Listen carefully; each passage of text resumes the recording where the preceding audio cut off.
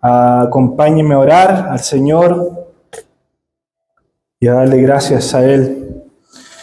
Papá, gracias Señor por este tiempo, por tu palabra, Señor, porque te podemos expresar a través de la alabanza, podemos expresar lo que hay en nuestro corazón, papá.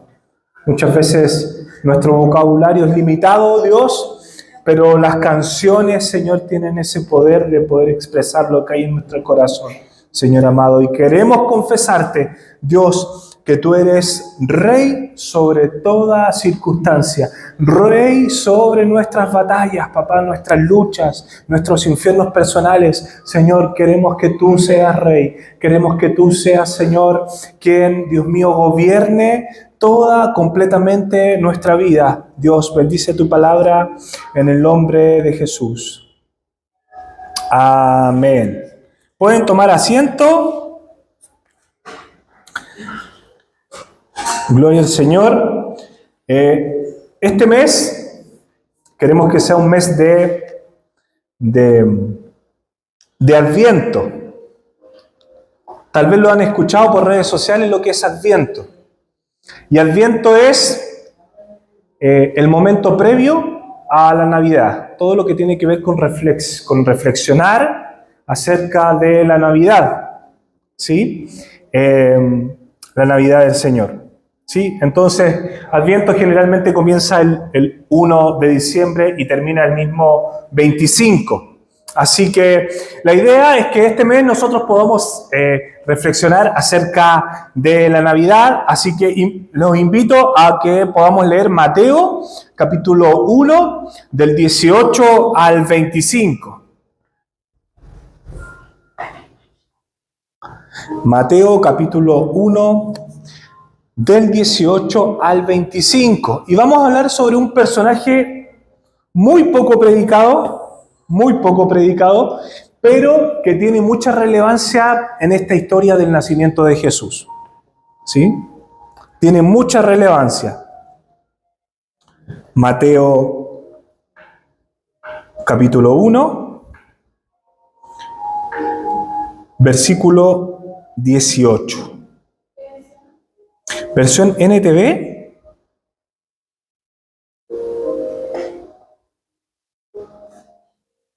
Y vamos a leer entonces desde el 18 hasta el 25. ¿Sí? Mateo 1, 18 al 25. ¿Cuántos ya lo tienen? Si no, lo podemos leer acá. Y leemos. Y dice así: este es el relato de cómo nació Jesús el Mesías. Su madre María estaba comprometida para casarse con José, pero antes de que la boda se realizara, mientras todavía era virgen, quedó embarazada mediante el poder del Espíritu Santo. José, su prometido, era un hombre justo y no quiso avergonzarla en público, por lo tanto decidió romper el compromiso en privado. Mientras consideraba esa posibilidad, un ángel del Señor se le apareció en un sueño. José, hijo de David, le dijo el ángel, no tengas miedo de recibir a María por esposa, porque el niño que lleva dentro de ella fue concebido por el Espíritu Santo. Y tendrá un hijo y lo llamarás Jesús, porque él salvará a su pueblo de sus pecados. Todo esto sucedió para que se cumpliera el mensaje del Señor a través de su profeta, el profeta Isaías. Miren, la Virgen concebirá un niño, dará a luz un hijo y lo llamarán Emmanuel, que significa Dios está con nosotros. Cuando José despertó, hizo como el ángel del Señor le había ordenado y recibió a María por esposa. Pero no tuvo relaciones sexuales con ella hasta que nació su hijo y José le puso por nombre Jesús. Amén. ¿Cuántos se sabían esta historia? Bueno, quiero contarle algo que no tiene nada que ver con esto. Mi abuelita Flavia, la que está ahí atrás, no sé, mi mamá me podrá decir que hubo un momento que en su casa, cuando ella vivía en su casa, le regalaron un cuadro. Y ese cuadro es llamado El niño que llora o El niño llorón. Es muy conocido. Es muy conocido. No sé cuántos conocen ese cuadro, El niño que llora o El niño llorón. Hubo un tiempo que fue re famoso, que en muchas casas lo tenían. Yo no sé si estaba en oferta o a la gente le gustaba, yo no sé qué le encontraban, la verdad, porque a mí me daba como miedo. A mi hermano mayor, que es más miedoso que yo, le daba más terror. Entonces, mi abuela, no sé, ¿se lo regalaron, mamá? Se lo regalaron. Y ese cuadro estaba en el living. Entonces nosotros, para entrar a la casa de mi abuela, inevitablemente tendríamos que pasar por el living de la casa. Y es una casa antigua, vieja. Entonces, el cuadro del niño llorón, del niño que llora, más la casa de mi abuela, que ya era media terrorífica, entonces era complicado pasar por ahí. Era complicado porque tú abrías la puerta y tenías que pasar por ahí y como que tú caminabas y él te miraba, tenía ese poder que tú te detenías y te miraba y después avanzaba y te seguía mirando. Una técnica, ¿no? Una técnica de pintura. Bueno, en fin, hubo un día, de aquellos tantos días que me dio miedo pasar por ahí, que un día no había nadie y estaba yo. No sé por qué, no recuerdo por qué, y estaba que me hacía pipí. Estaba que me hacía... Corta esto. Estaba que me hacía pipí. Y estaba así, y yo sabía que no había nadie en la casa. No tenía ni llaves, pero yo podía pasar por la ventana. Porque las ventanas las dejaban abiertas. Entonces yo estaba que me hacía pipí, pero estaba entre el que pasaba o no pasaba. Pero para llegar al baño, inevitablemente tenía que pasar a que me mirara el niño llorón. Entonces, finalmente, recuerdo que era tanta las ganas de hacer pipí que pasé por la ventana corriendo, pero sentía, no sé, sentí muchas cosas, ¿no? Cosas de repente que uno siente de niño, ¿no? Como cosas como que te persiguen, como cosas así, ¿no? Medias tenebrosas. Y llegué al baño, bueno, medio húmedo, pero llegué al final, pero llegué. Y fue todo un desafío poder llegar al lugar donde yo quería llegar. Entonces... muchas veces vamos a tener que pasar por ciertos caminos que no queremos pasar para poder llegar al objetivo. Entonces de esto se va a tratar la vida de José. José, el padre de Jesús, o más bien el padrastro de Jesús, ¿cierto? Más bien era el padrastro porque no era el padre biológico. Entonces, cuando no es un padre biológico, le decimos nosotros padrastro. Y tiene como título esto, Obediencia en el silencio. Obediencia en el silencio. Y José es un personaje que es muy poco predicado por un motivo, porque tenemos muy poca información acerca de José. Tenemos muy poca información acerca de José. Tenemos más información de María.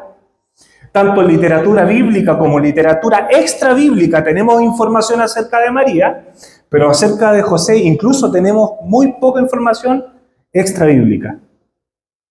De hecho, se especula, como no estuvo en la cruz, en el momento en que lo crucificaron al Señor, y en muchas situaciones en donde Jesús estuvo con sus discípulos, estuvo con la mamá, no aparecía José. Entonces se cree que murió joven, que murió por alguna enfermedad, no se sabe cuál, se especula que murió muy joven. Entonces les tengo que hacer una pregunta, se las voy a preguntar ahora y se las voy a preguntar al final, si es que me acuerdo, porque a veces se me olvida. ¿Qué pasaría si yo te dijera que eres algo más grande que tú mismo? ¿Qué pasaría si yo te dijera que tu vida es algo más grande que tú mismo? Y esta es la historia de José. José, bien sabemos que era un carpintero, ¿cierto? Carpintero. Y el versículo 18 dice que María estaba comprometida en matrimonio con Josecito. Y fíjense que era un compromiso matrimonial previo. No es que estuvieran casados ya. porque la noche de bodas todavía no llegaba. Y esto es muy común en esta época del siglo I, en el contexto judío, de que habían compromisos matrimoniales previos y consistía en una obligación incluso legal para el pueblo judío. Entonces no era una cosa así como que vamos a probar a ver qué pasa, María. Si está muy complicada, María, hasta luego. Ya cuando hay una cuestión previa de noviazgo, nosotros le llamamos lo más parecido a esto, pero para ellos era un compromiso matrimonial previo y constituía una obligación legal y no podía romperse, fíjense, no podía romperse, este acuerdo no podía romperse sin un divorcio formal establecido. Entonces, probablemente, por los datos que nos da Mateo, quedaba muy poco tiempo para que ellos se casaran. En los otros evangelios sale la historia, pero no tan detallada como en el libro de Mateo. Usted después lo puede buscar en Lucas. En Lucas también va a salir. Pero en Mateo, ¿por qué elegimos Mateo? Porque Mateo fue escrita para los judíos. ¿Sabían eso? El Evangelio según San Mateo fue escrita para que entendieran mucho más a Jesús los judíos. Marcos fue escrita esencialmente para los romanos. Lucas para los griegos. Entonces, vamos a ver qué es lo que le importa a los judíos. Le importa a tus antepasados.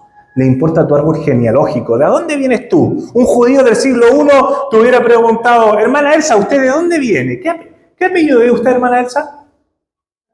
Santander. No, mi hermana es de otro nivel, de otra alcurnia.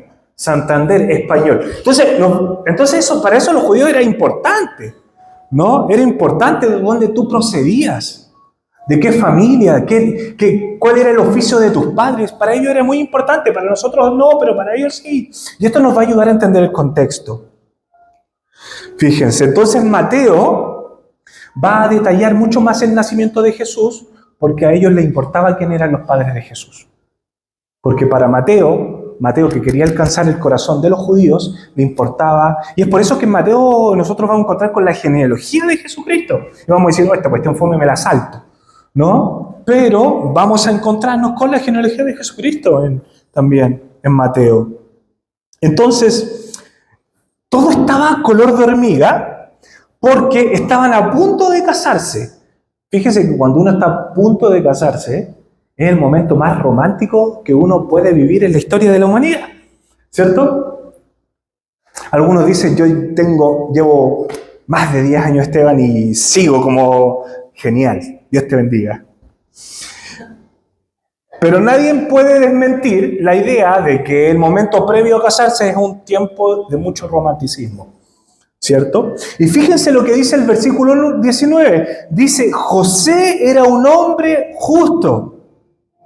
José era un hombre justo y no quiso denigrarla. Y quiso guardar todo esto en secreto. Mateo no nos dice esto, no nos relata, pero la palabra cuenta de que María en algún momento, antes de esto, María se acerca a José y le dice, José, te tengo que contar algo. Y José relajado porque todavía no pasaba nada, así que estaba tranqui. El que nada hace, nada teme, así que estaba tranqui. Y María, yo me imagino que se paseaba María por toda su casa, antes de contarlo, nerviosísima, y le dijo, estoy embarazada. Entonces, yo me imagino que a José se le cayó el mundo, ¿no? Se le cayó el mundo. Pero hay un detalle, dice, José era un hombre justo y no quiso denigrarla. Es decir, esta conversación ya la tuvieron. José ya se la dijeron. Y yo no sé cuántos de nosotros acá, cuántos hombres habemos, pero no sé qué pasaría contigo si tu mujer o la mujer con la que estás enamorada te dice, ¿sabes qué? Estoy esperando un hijo. Pero espérate, yo no te he tocado ni un pelo, ¿no? Entonces uno se empieza a pasar el rollo. Y aquí no lo dice la Escritura, pero da un indicio que es maravilloso, lo vamos a leer. Entonces, no sé qué hubiera hecho usted, pero capaz que le hubiéramos dicho, José, si hubiéramos estado en los zapatos de José, capaz que le hubiéramos preguntado qué tiene él que no tenga yo. Pues así como por parte baja, ¿no? ¿Qué tiene él que no tengo yo? ¿No? Es más flaco, te apuesto. ¿No? Entonces el versículo 19 dice que José era un hombre justo y no quiso denigrarla. ¿Pero por qué había que denigrarla? ¿Por qué? Si solamente estaba embarazada. Porque Deuteronomio capítulo 22, del 23 y 24, dice la ley judía de que si una mujer estaba embarazada antes del matrimonio, había que apedrearla. Eso dice Deuteronomio capítulo 22. Había que apedrearla. Junto con la persona que causó eso. Pero había mucho más perjuicio en la mujer. Entonces José, que era un hombre justo, la escondió en secreto. Y fíjense, hay algo maravilloso, porque José era un hombre justo según la palabra, no según los reglamentos del momento, del sistema. Porque si José hubiera sido un hombre justo para el momento del sistema, él lo que tendría que haber hecho era acusarla. Y él estaba en lo correcto, porque había que acusarla. O por lo menos correcto con respecto a las leyes de la época. Pero él no la quiso denigrar. Él dijo, en otra versión dice, él la mantuvo en secreto, me encanta. Él la mantuvo en secreto. Y la ley mandaba apedrear a todas las personas que tenían relaciones sexuales antes del matrimonio. Pero José quiso dejarla en secreto. Y fíjense lo que dice el versículo 20 porque me parece maravilloso. No sé si lo puedes poner, Martín, el versículo 20, o lo leemos acá, y dice, mientras consideraba esta posibilidad, mientras José consideraba esta posibilidad, aquí no me gusta tanto como sale.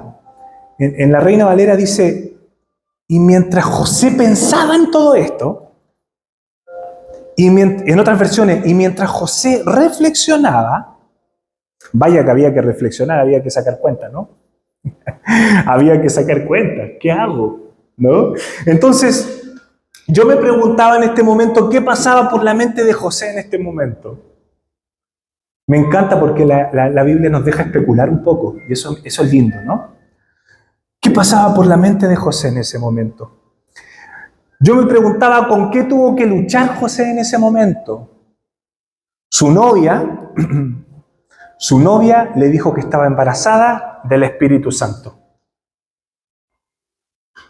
Y José tenía la posibilidad de creerle o de no creerle. De creerle y de no denigrarla. ¿Qué hacía? Mientras José reflexionaba, dice el versículo 20. Fíjense que del versículo 20 al versículo 21 hay un número de diferencia, pero la Escritura no nos dice, tal vez José estuvo días así, bajoneado. Tal vez no hizo ni un mueble en esa semana. Tal vez no pescó ninguna madera, ningún martillo, ningún serrucho porque no tenía ganas de trabajar. ¿Por qué? Porque estaba en otra, porque estaba pasando un camino que él no quería pasar. Porque porque él tenía que pasar por el camino del cuadro con el niño que llora. Y no quería pasarlo. Entonces, pensaba en esta situación y probablemente José le dijo al Señor, como nosotros, ¿no? Cuando nosotros le queremos decir cosas a Dios, cuando no entendemos la situación que nos está pasando, cuando no entendemos por qué llegamos hasta acá. ¿Por qué llegamos hasta acá? ¿Por qué estamos metidos en tantas circunstancias difíciles? Entonces, probablemente José le dijo a Dios, Señor, no sé si esto está bien. No sé si todo lo que está pasando está bien, Señor. María me dice que tendrá un hijo, pero yo ni siquiera le he tocado un pelo. Dios, María me dice una cosa, pero mi realidad me dice otra cosa. Señor, tú sabes que yo soy carpintero y en el mundo de los carpinteros necesitamos una ruta, necesitamos un plano para guiarnos, necesitamos medidas exactas. En mi mundo, Dios, en mi mundo necesitamos cosas cuadradas, exactas. En mi mundo no podemos especular, en mi mundo no podemos improvisar. No se improvisa con el trabajo de la carpintería. Entonces necesito, Dios, un conducto, algo que nos lleve a terminar un trabajo bien hecho, Señor, porque esto que empezó, parece que todo empezó mal. Entonces yo me imagino a José reclamándole a Dios. Y me gusta la gente que le reclama a Dios, porque se toma su relación con Dios en serio. Aunque usted pueda decir, oye, qué falta de fe, hermano. ¿Cómo le estás reclamando a Dios? Me gusta, ¿sabe? Me gusta que le reclamen a Dios. No se sientan tan mal por reclamarle a Dios. ¿Saben por qué? Porque ustedes se están tomando la relación con Dios en serio. Entonces, cuando le reclamamos al Señor, le estamos diciendo, Señor, ¿por qué? Señor, no entiendo esta situación. Señor, tú tienes una promesa para mí. Señor, yo soy hijo tuyo. Yo estoy tratando de hacer las cosas correctamente y estoy en medio de esta realidad. Por eso me encanta la Navidad, porque el mensaje de la Navidad es un mensaje de amor, pero no necesariamente de paz. Porque suceden muchas cosas complejas, delicadas. Fueron los días más oscuros. La noche del 24, supongamos que es un 24, fue probablemente la noche más oscura para José.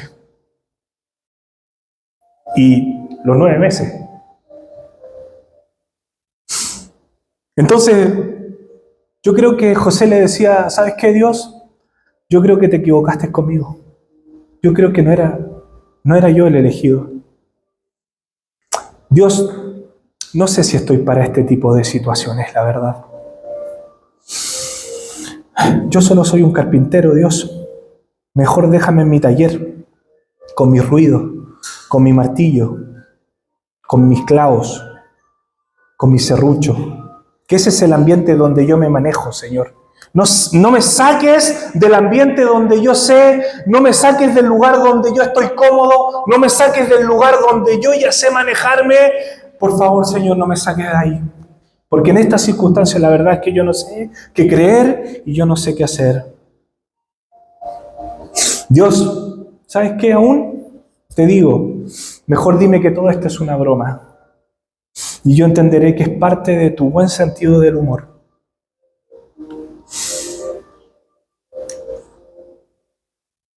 Yo solo soy definitivamente un carpintero que busca hacer las cosas bien. Yo no sé cuántos han sentido como José. Yo no sé, y ojo que en el caso de José, las situaciones que le tocó vivir fueron por cuestiones externas. Entonces muchas veces vivimos cosas por situaciones externas y muchas de ellas, que las que vivimos nosotros, son por decisiones personales. Entonces yo no sé cuántos llegaron en un momento determinado, le dijeron al Señor, Señor, yo no sé cómo llegué acá. Yo tenía todo completamente controlado, pero no sé cómo manejar esta depresión. Señor, yo iba todo viento en popa, pero yo no sé cómo manejar este estrés crónico que me está invadiendo. Este cansancio crónico, Señor, yo no sé. Yo no sé, papá, yo no entiendo por qué estoy viviendo esto, si hay personas que hacen tantas malas cosas y viven como si nada, y yo, que soy hijo tuyo, estoy viviendo desiertos, pero esos desiertos interminables, Dios. No sé cuántos de nosotros nos hemos sentido como José. Tal vez no en las calles polvorientas de Galilea, tal vez no en las calles de Galilea, tal vez no cerca del mar de Galilea, tal vez no cerca de pesebres, ¿no? Pero sí en momentos que no podemos tomar el control de lo que pueda venir. Pero sí en momentos que no podemos tomar completamente el control de toda la situación que estamos viviendo, o en medio de una crisis familiar, o en medio de una crisis matrimonial, o en medio de una crisis financiera, en un periodo de soledad, cuando la enfermedad llega sin avisar, tantas cosas, ¿no? En esos tiempos de crisis vocacionales, crisis existenciales, cuando llega todo encima sin avisar y te lamentas y te frustras y le dices a Dios, ¿por qué, Dios? Qué válido es preguntarle al Señor, Señor, ¿por qué? ¿De verdad saldrá algo bueno de todo esto? Y fíjense algo súper divertido o paradójico, por así decirlo. Fíjense que todos nosotros, los que estamos acá, le entregamos nuestra vida al Señor. Y pareciera que nosotros cuando le entregamos nuestra vida al Señor, pareciera que no somos conscientes de la magnitud de lo que significa entregarle nuestra vida al Señor. Porque le entregamos nuestra vida a Dios, pero cuestionamos sus métodos. Señor, te entrego mi corazón, allá va, porque sé que tú los vas a cuidar. Pero a la hora de tomar decisiones la tomamos nosotros y no con Dios. Entonces el Señor se acerca a ti y te pregunta, bueno, ¿me entregaste la vida o me entregaste la mitad, el 50% de las acciones? ¿O me entregaste el 30, 40, cuánto? Porque eso no se trata de entregar la vida al Señor. Se trata de entregarla de manera completa. Entonces le entregamos nuestra vida a Dios y cuestionamos los métodos de Dios. Así como José. Señor, déjame aquí en la carpintería. Déjame en mi taller, Señor. Yo no quiero vivir esto. Es muy loco. Yo no lo quiero vivir. Yo creo que esa noche, Josecito se debe haber acostado muy tarde. Probablemente. Probablemente no debe haber dormido en varias noches. ¿Sabes lo que significa que te van a matar por estar viviendo esa situación? ¿No? ¿Sabes lo que significa tener en las manos a María y que tú tienes que tomar la decisión?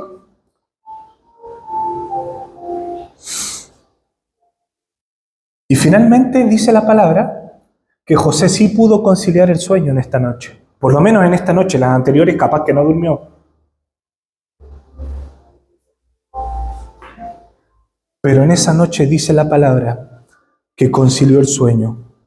Porque dice, mientras consideraba esta posibilidad, un ángel del Señor se le apareció en un sueño. O sea, estaba zeta, ¿no? Me dormí. Frustrado, amargado, con preguntas más que con respuestas, me dormí. Y se le aparece un ángel del Señor, dice. Y dice, no tengas... y fíjense esto, que es súper interesante. Fíjense los detalles de la Navidad, que son regalos para nosotros. Fíjense cómo les dice. No sé si me pueden proyectar o lo pueden leer. Cómo le dice el ángel a José. Versículo 20 le dice, José, hijo de David.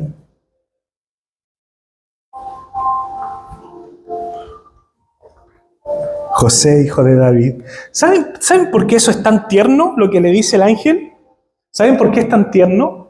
Porque no le dice José, ¿por qué no le dijo José el carpintero? ¿Por qué no le dijo Josecito? Pepe. Oye, Pepe. Pepe le dice, ¿no? ¿Cierto? Sí. Le dijo José, hijo de David. ¿Saben qué? A veces necesitamos, tú y yo, iglesia, a veces necesitamos saber quiénes somos. Dios nos recuerda muchas veces quiénes somos verdaderamente porque se nos olvida. ¿Y saben qué?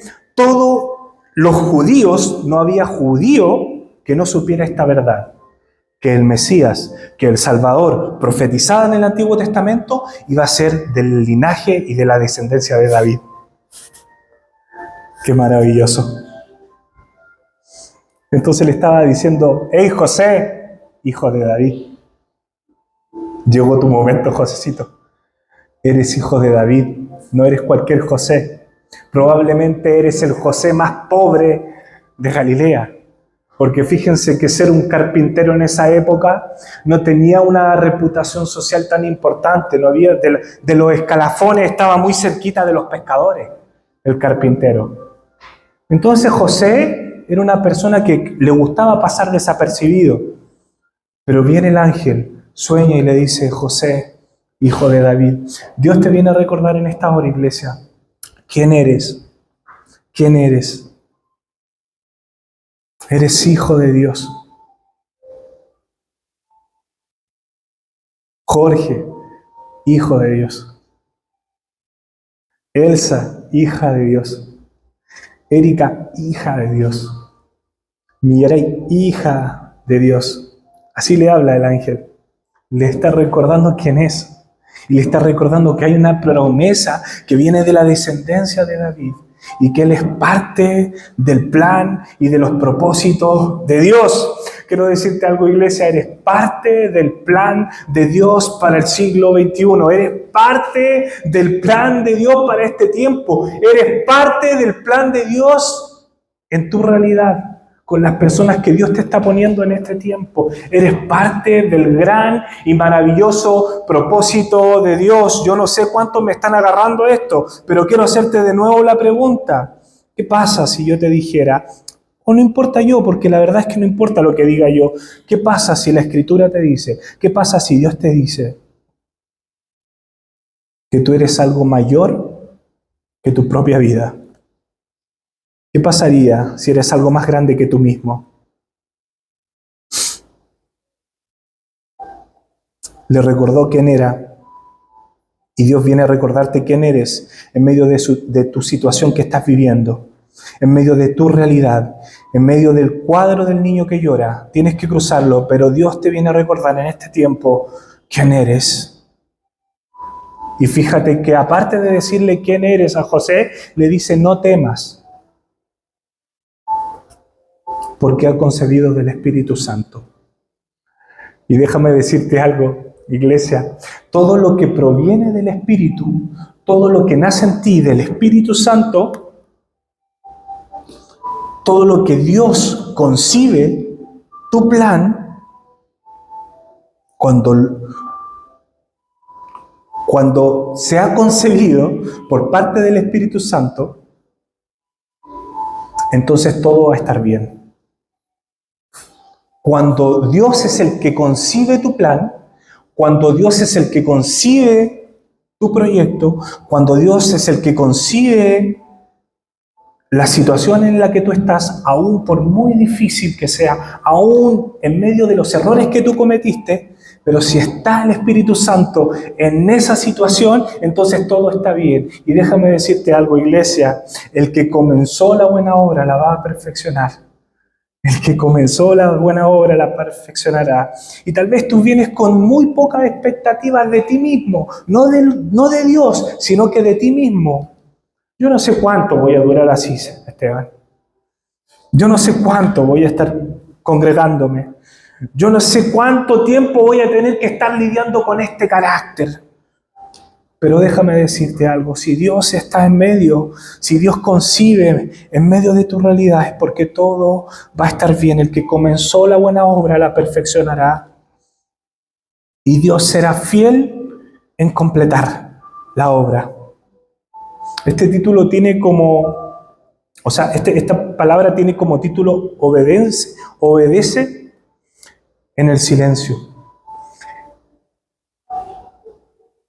Y fíjate que José, lo único que pudo hacer, aparte de pensar y cuestionar lo que Dios estaba haciendo, dice la palabra que José obedeció. Aún con las dudas, aún con sus límites, aún José sabía bien quién era, aún con todo eso sabía quién era y pudo obedecer, porque la palabra dice que obedeció. No tengas miedo de recibir a María por esposa, porque el niño que lleva dentro de ella fue concebido por el Espíritu Santo. Y tendrá un hijo, y lo llamará Jesús, porque él salvará a su pueblo de su pecado. Fíjense, diciéndole a un carpintero el plan para la humanidad. José, tú, el carpintero, el que solamente quiere estar en el taller, el que solamente quiere escuchar clavos y maderas, a ti te he elegido para concebir mi plan. Señor, ¿por qué no me pasas? Porque si concibes tu plan en mi vida, tu plan se hace mucho más vulnerable. Lo que pasa, José, es que me gusta que el plan que yo tengo sean personas vulnerables. ¿Sabes por qué? Porque yo me hago fuerte en tu debilidad. Isaías dice, y llamarás a su nombre, Isaías está profetizando, y dice, y llamarás a su nombre admirable, consejero y Dios fuerte. José, has leído Isaías y me llamarán Dios fuerte. Señor, pero soy tan vulnerable y me llamarás Dios fuerte. Quiero decirte algo, iglesia. Dios es un Dios fuerte en medio de tu realidad. Obedece en silencio. No permitas que tu confusión altere tu obediencia. No permitas que tu miedo altere tu obediencia. No permitas que tu carácter acabe con la obediencia a Dios. No permitas que las dudas acaben con la obediencia. Sigue adelante, persiste, obedece en silencio. Sigue haciendo lo que sabes hacer. Sigue haciendo lo que amas hacer. Sigue haciendo lo que Dios te dijo que hicieras, aunque no veas resultados inmediatos. Sigue estando donde Dios dijo que estuvieses. Sigue estando con las personas que Dios dijo que estuvieses. Sigue estando en ese lugar. Sigue estando donde Dios dijo que estuvieses, porque aunque no se note ahora, Dios ordenará las piezas de tu vida para que tenga un propósito mayor. Dios dice, yo soy experto en que la gente común se vuelva extraordinaria, pero en mi nombre. Dios sigue buscando a gente común. Dios sigue buscando a los carpinteros de hoy como tú y como yo. Dios sigue buscando a gente común para obedecer a un Dios poco común. ¿Y saben qué? El Dios que nosotros obedecemos es un Dios poco común. Porque cuando todo el mundo te dice, anda para allá, Dios te dice, hey, anda para allá. Cuando tú creías que en todo tú tenías razón, y de repente Dios te dice, es por ahí.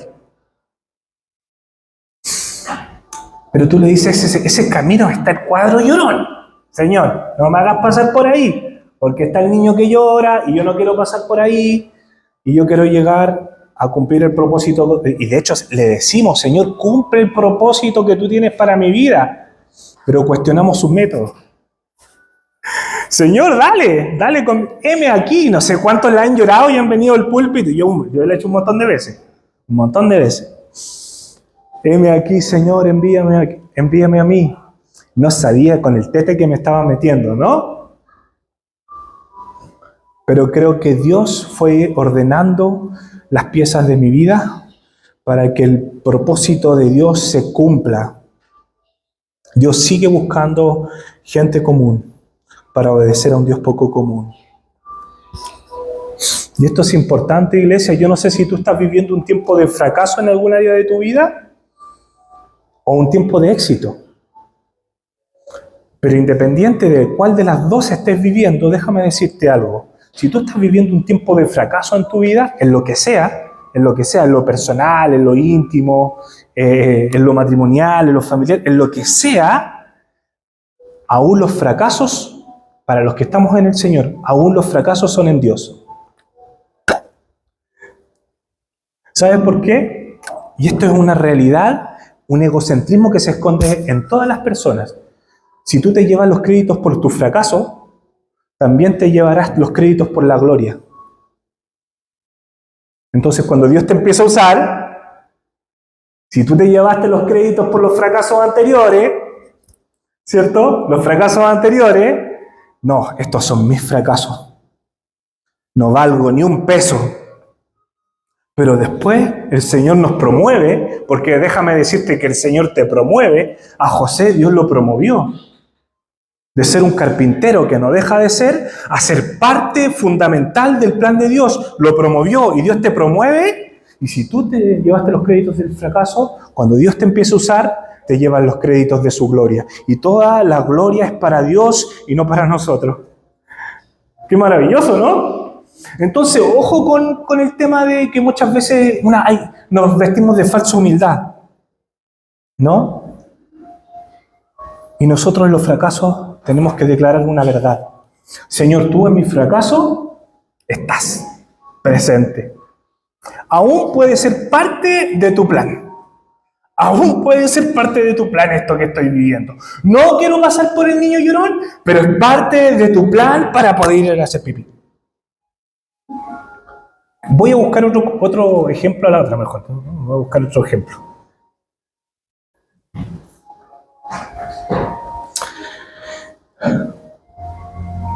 Quiero que abraces tu temporada. Dios te llama en este tiempo a abrazar tu temporada. José nunca se imaginó que era parte del plan de Dios. Era parte importante del plan de Dios. En las decisiones de José dieron como resultado la promesa, la salvación envuelta en pañales. Fíjense que todo el nacimiento de Jesús, el antes y el después, está lleno de vulnerabilidad. Está lleno de que aquí en cualquier momento pasa algo y Jesús no nace, ¿no? Con José, con María la querían matar, o sea, le iban a matar si es que José hablaba. José estaba casi con depre. Herodes, cuando supo del nacimiento de Jesús, mandó a matar a todos los primogénitos, los niños, varones, menores de 2 años. Huyeron para Egipto, todo lleno de vulnerabilidad. No hay noche de paz aquí. Probablemente José le hubiera dicho: Señor, yo quiero un pavo, pasarlo tranquilito en mi casa, apagar las velas, cantar un cántico de Navidad, un villancico e irme a acostar y estar en paz. Pero Jesús tenía otro plan para José. Y termino con esto, iglesia, porque estaremos desmenuzando el plan de Dios maravilloso en medio de la Navidad. Y déjame decirte algo de parte de Dios. El Dios que te guía hoy te va a sostener en el mañana. El Dios que te guía hoy te va a sostener en el mañana. Dios conoce el plano de tu vida. Tal vez tú tienes el plano en tu taller, listo para ser ejecutado. Pero déjame decirte que Dios conoce el plano de tu vida. Dios conoce el final de tu historia. Y Dios sabe que va a ser una historia buena, porque el que comenzó la obra la perfeccionará. No se trata solamente de pedir bendiciones solo para ti. Cuando pidas, no pidas: Señor, yo quiero para mí, bendíceme. Señor, que mi oración sea: Dios, yo quiero cumplir, yo quiero ser pieza clave y quiero ser parte de algo mayor que tú estás ejecutando, un plan que ni siquiera todavía pasa completamente por mi cabeza. Así como José, que se fue dando cuenta, probablemente cuando ya vio al niño, cuando ya hubieron señales, porque hubieron señales, ¿no? Las estrellas, los pastores, los sabios, los ángeles que bajaron. Probablemente ahí recién José, después de 9 meses de incertidumbre, José dijo: esto va en serio. El plan de Dios para mi vida va en serio, El plan de Dios para mi vida no era chamullo. Yo quería estar en el taller, pero Dios me tiene en un pesebre. Yo no sé cuántos quieren estar en el pesebre. ¿Cuántos quieren estar en el pesebre hoy? El pesebre simboliza el plan de Dios para tu vida. Y por fin Dios le responde a José cuando vea la promesa envuelta en pañales. No cuando él quiso.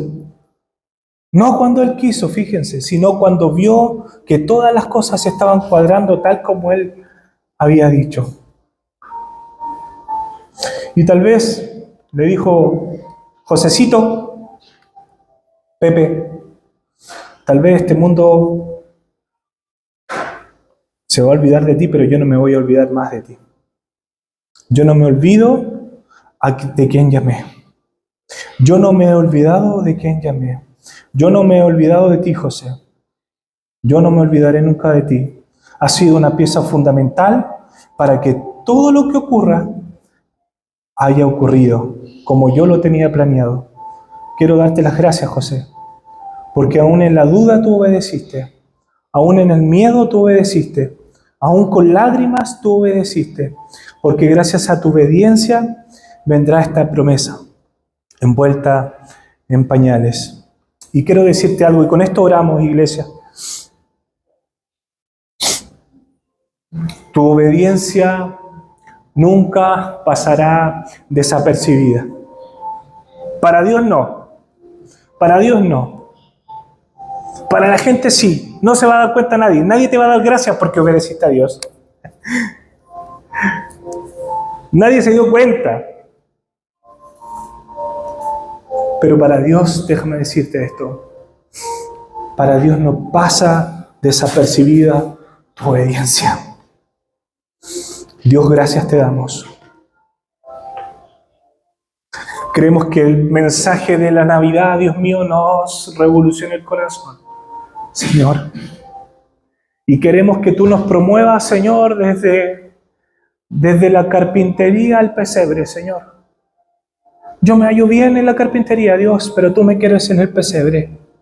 Tú me quieres saliendo de Galilea, yendo caminos a Egipto, como dice la palabra, porque van a matar a la promesa envuelta en pañales. Y yo no conozco a nadie en Egipto, Dios. No tengo idea de quién está allá, no tengo idea. Pero para los que no todos saben,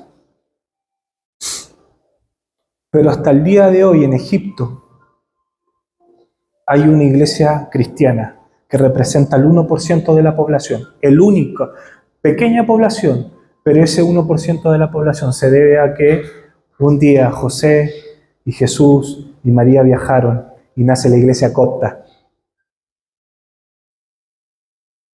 Papá, nosotros queremos reconocer delante de ti que muchas veces no entendemos tus planes, Señor.